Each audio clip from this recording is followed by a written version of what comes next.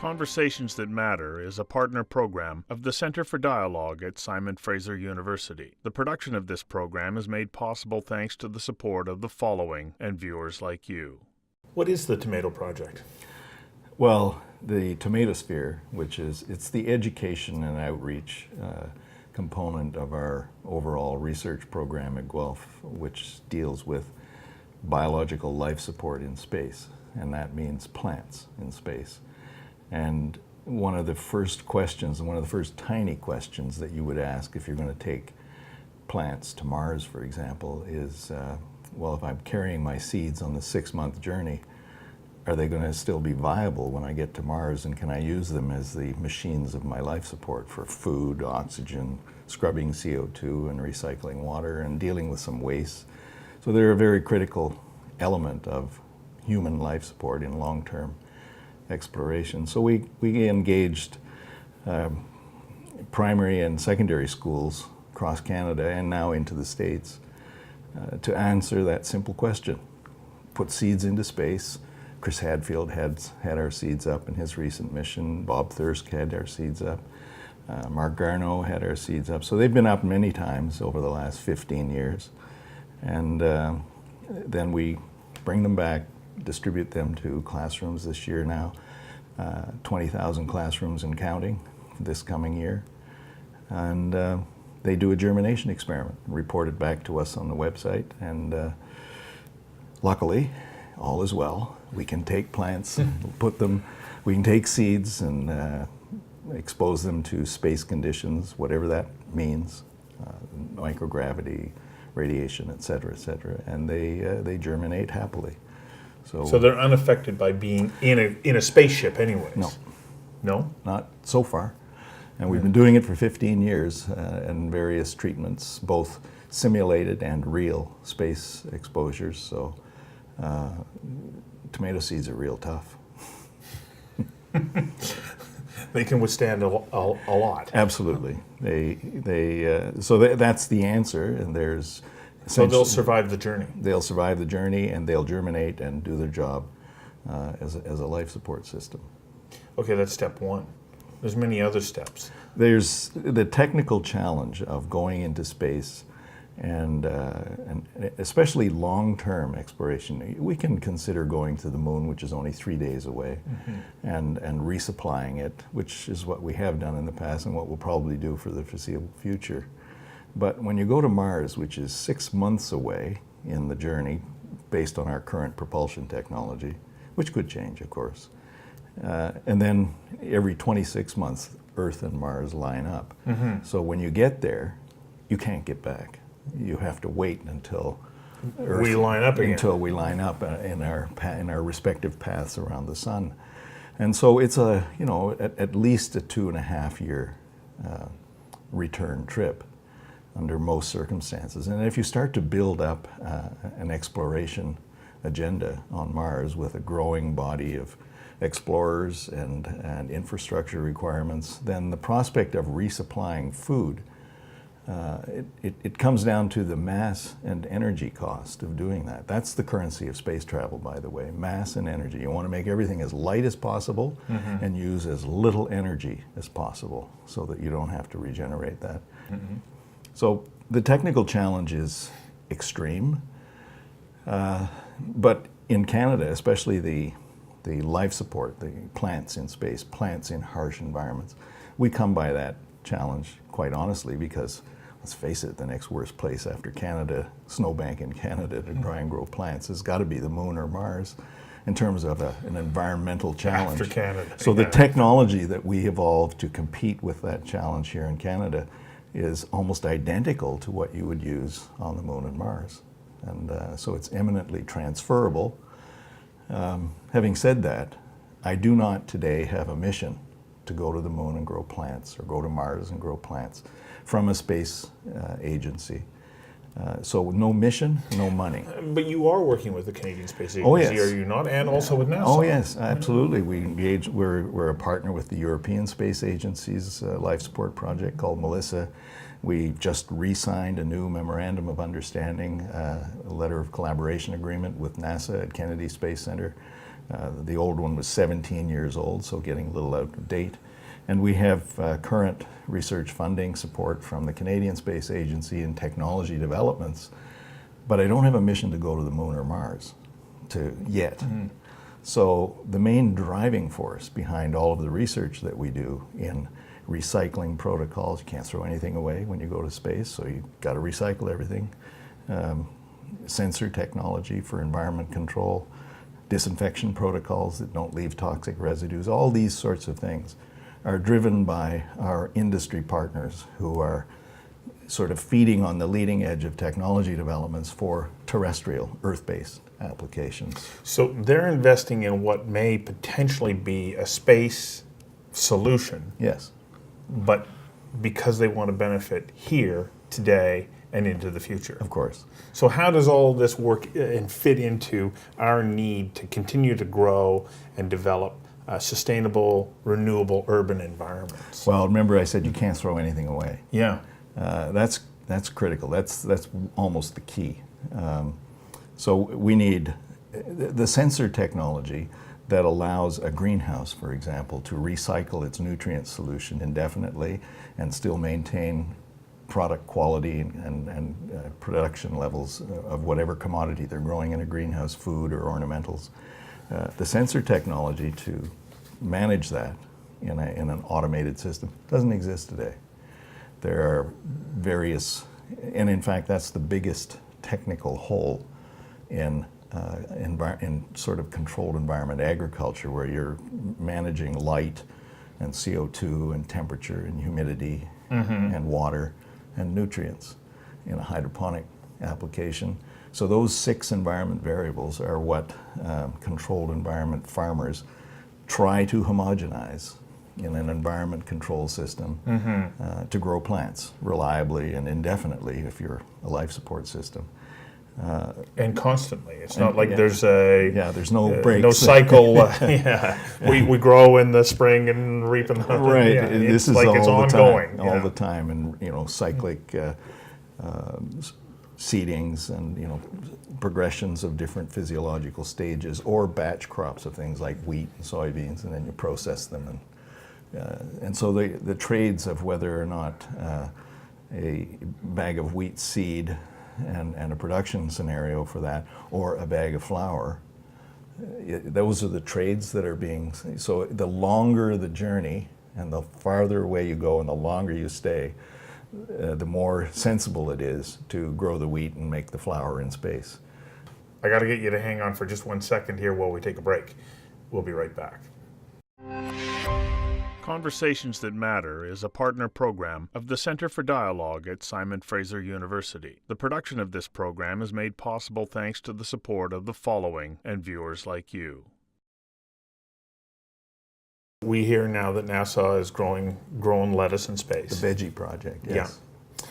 How close are we to making this actually happen, to be able to go on a long-term journey and be able to grow the food that we need, which then does all those other things that helps to create a sustainable environment for us to live in space? I would say we're very close. We have the technology, as it were. We're more adept at exploiting the technology here on Earth, actually, at the moment, in deploying these potentially space-based solutions, technical solutions, to harsh environments here on Earth, like the Canadian North, where you have to import most of your fresh food, your perishable products are imported from Mexico and Southern California. So our argument with the subsidy that creates that Food Mail or Nutrition North program is that, it's still going to be expensive with this high technology to grow food there, but the economy of the Northwest Territories or the Yukon or Nunavut will benefit from the entrepreneurial activity in horticulture and pumping up the volume and the capacity in those technologies in those areas, rather than spending the subsidy dollar in Mexico for strawberries. Notwithstanding that, the technical challenge creates a lot of solutions to problems right here on Earth. And such as? The food security issues of places like Northern Canada, the deserts of the Middle East. So you have to be able to control temperature. Yeah. You have to be able to control CO2. Light. And light. light becomes a challenge, doesn't it? Because Well, it's a biggie, how do you create or synthesize photosynthesis using a light if you want nutritional value these in lights plants? Yeah. wouldn't do so well. No. Because they're the wrong spectrum. The sun gives us everything, from ultraviolet to far red to infrared, the heat. And plants feed on respective elements of that through their physiological stages and produce photosynthesis and also secondary metabolism, so-called. So the chemistry that happens downstream after a plant picks up carbon dioxide and gives off oxygen and creates cell structures and whatnot. There's some other chemistry in there that creates colors and tastes and medicines that we associate with plants. So those are very significantly under the control of the color of the light. So there's an awful lot of work today, in the last decade, I would say, on LED lighting, which has become the new kid on the block of artificial lighting for horticulture applications. It was largely developed on the backs of technical requirements in the automotive industry, but that technology didn't evolve in the context of the requirements for plants. Plants require photosynthetically active light levels between 400 and 700 nanometers, and maybe a teeny bit outside on both sides. And so it's only been recently, I would probably say in the last 5 or 6 years, that more sophisticated efforts in the development of LEDs have been put towards creating plant lighting. And today, most plant lighting systems grow vegetative crops, lettuce, basil, not flowering crops or fruit-bearing crops, because that means you really do have to know what you're doing with the light quality. You can't just give it some red and blue, which is what, that's what the conventional wisdom of yesterday in terms of understanding plant physiological responses to light quality has dictated, and that's where the market and the industry has evolved around. But then somebody tries to grow tomatoes or cucumbers or cannabis or whatever under LED lights. Gee, it doesn't work. My lettuce, my radicchio doesn't turn red. Well, that's because you had the wrong color. And so there's a whole generation of research to be done on figuring out the spectral quality recipes for all of these different commodities. And controlled environment agriculture is not cheap. And clearly not easy. No, and there are lots of ways to make mistakes and break things. So that being the case, the conventional greenhouse production for most commodities, the key ones are tomatoes, cucumbers, and peppers. Growing lettuce in a greenhouse, you pretty well have to have a pretty significant energy subsidy to do it in Canada and make money on it. So the conventional commodities are those usual suspects. And then there's the ornamental commodities. And we need supplementary lighting for a lot of them. But we still don't have the recipe. So there's a whole lot of research to be done on finding out the response of different, and every plant's different. Plus they adapt. It really is a confounding research question. They adapt to whatever you give them. So finding the best is a tricky thing, because a plant will adapt to a non-optimal light or environment recipe, including light quality, and then you'll change it to what you intuitively feel is a better, and the plant will say, whoa, I don't like that. So it's growing like this, and then it'll do this before it takes off and does better. Because its whole photochemistry, its whole physiology is adapted to whatever environmental condition it experiences, from it's time the seed was sprouted until when you come along and start messing with the environment. Because it's a living organism that adapts to its environment. Yeah, and they have a huge range of adaptability, because they don't have feet and they can't get up and move away to a more controlled environment. So they have almost an order of magnitude range of adaptability to virtually every environment variable except temperature. Unfortunately, I gotta ask you to hang on for a moment or two longer here while we take one more break. We'll be right back. Conversations That Matter is a partner program of the Center for Dialogue at Simon Fraser University. The production of this program is made possible thanks to the support of the following and viewers like you. Well, I understand the tree genome is far more complex than yours and mine. Oh, absolutely, yeah. Plants have been at this a heck of a lot longer than we have, so. And they've created such a broad range of genetic adaptation capability. That's why they're the perfect life support machine. They will adapt to virtually anything. Well, and they convert CO2 back to oxygen, which is vital to our Pretty much, survival. yeah. So we help them and they help us, and then we eat them. Giving us nutrients. And as you talk to nutritionists these days, they tell you the more plant-based foods that you eat, the better. So you need CO2, you need light, you need the seeds, of course, soil, irrigation. Yeah. In a controlled environment, though, if we figured this out, what's the benefit to us as we live in denser and denser environments, and yet we want the full spectrum of foods that are available to us from around the world? So ultimately, what's the benefit to us? Well, you've heard of vertical farming. Yes. That's the new buzzword. It's a nice idea. Yeah, and I personally, I don't like the term. I think it's misleading. Yeah. I prefer something like what it actually is, which is high-density modular systems, high-density modular agriculture. It's basically using environment control technology to exploit plant production systems in as dense and productive manner. Because when you're in an urban environment, like if you're trying to grow food in this room, which costs, this is an urban environment, this is urban real estate, and so the cost is prohibitive. It's not like farm real estate in other parts of the province or other parts of the planet where you can spread out and grow a field of corn or a field of wheat. Now you're trying to grow, reliably and safely food products. So you need to have space that's worth a lot of money. Exactly, and nothing's worth more than every cubic centimeter of space in space on a lunar or Martian outpost. Mm-hmm. That's probably the most expensive infrastructure and real estate that you can imagine. So the same rules can be adapted to urban agriculture, where you're trying to capitalize on every cubic centimeter, every cubic meter of volume, and fill it with productivity. Mm-hmm.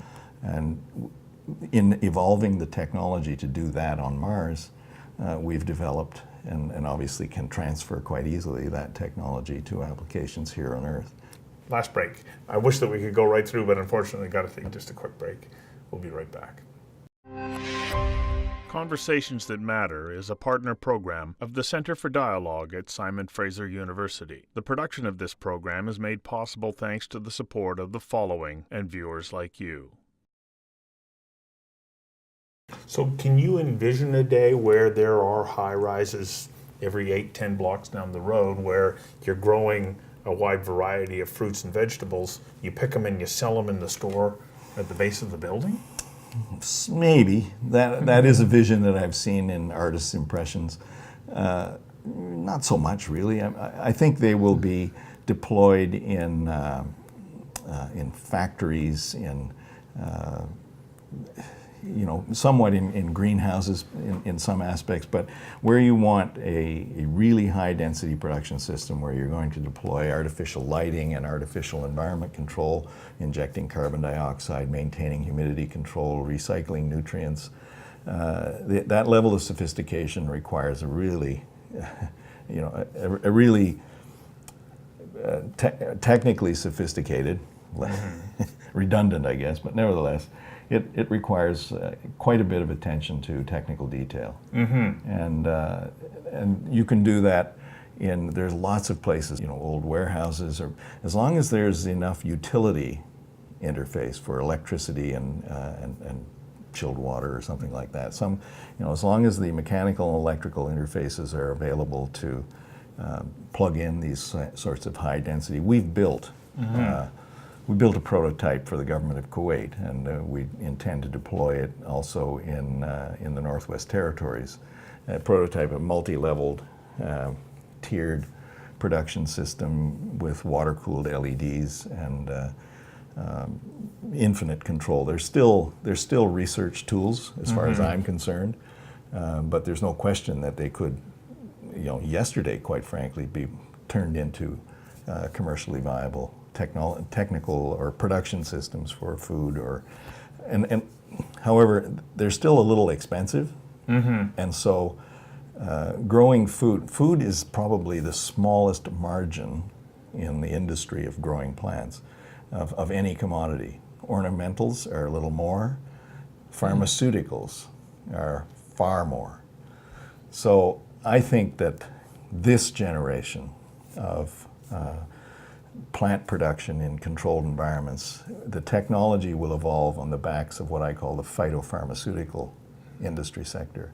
Because they'll be able to. Well, they get the refine it. margins. Yeah. They have the margins to accept the technical risk and the economic risk of that level of capital investment for a production system. And we're engaged with some phytopharmaceutical companies. Plantform is a little company out of Guelph, from the University of Guelph, that is producing a cancer drug, Herceptin, for breast cancer. And they're using tobacco plants as the production system. And so they're marrying their technology with our controlled environment technology. And the pharmaceutical arena is where a lot of this technology will evolve and grow and become a lot more commercial.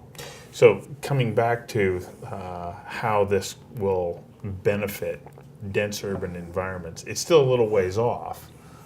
It depends on, it doesn't have to be. Yeah. You could do it tomorrow because we have the technology. It's just the priority that gets assessed to that issue that tends to generate the capital investments required and the complementary research and technology development activities that have to go along with that to support it and technologically advance it through both commercialization and R&D activities. So you could do it today.